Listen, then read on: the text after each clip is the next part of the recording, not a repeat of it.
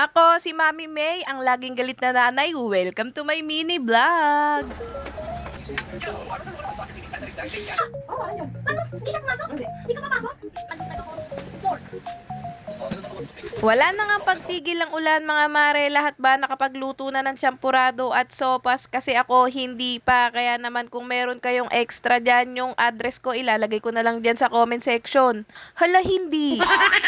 At dahil malamig ang panahon mga mare, ito nga sinipag ako magligpit dito sa aming bahay at yung mga labahan ko mga mare na tambak na lalaban ko na nga. O di ba parang timang lang kung kailan umuulan dun siya naglaba.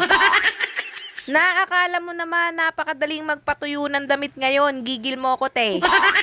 Nag-vacuum nga muna ako dyan mga mare, tapos itong mga punda namin papalitan ko na nga rin dahil amoy laway na sila mga mare at humihingi na talaga sila ng katarungan. Ganon.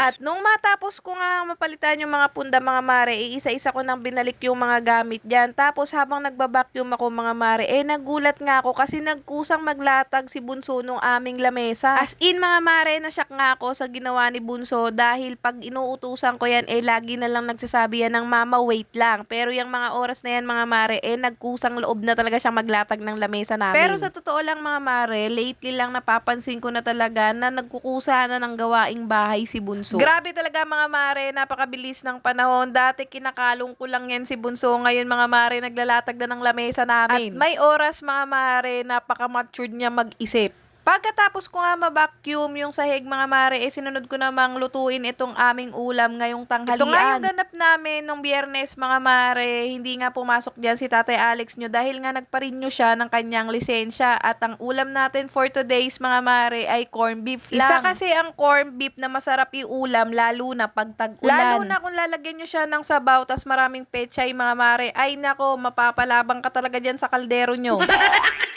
At habang hinihintay nga namin ni Bunso na dumating si Tatay Alex nyo, magsasampay na nga lang muna ako nitong una kong sinalang na labahan. At yes na yes mga mare, tinutuo ko nga naglaba po talaga ako ng araw na yan kahit sobrang lakas ng ulan. O diba, nakakagigil talaga. Paano ba naman kasi mga mare, wala na kaming susuotin na brief at panty ng Tatay Alex nyo kaya kailangan ko na maglaba. Hindi ko pa nga natatapos ang paghahangir nitong aking mga isasampay mga mare, bigla naman dumating ang Tatay Alex nyo. At kung mapapansin nyo doon sa likuran ko mga mare, panay hagis ang Tatay Alex nyo doon sa mga damit na suot niya na parang gusto niya pa talagang dagdagan itong mga nilalaban ko. Aba-aba Tatay Alex, layo-layo muna tayo at baka ikaw sunod kong laban. Charis.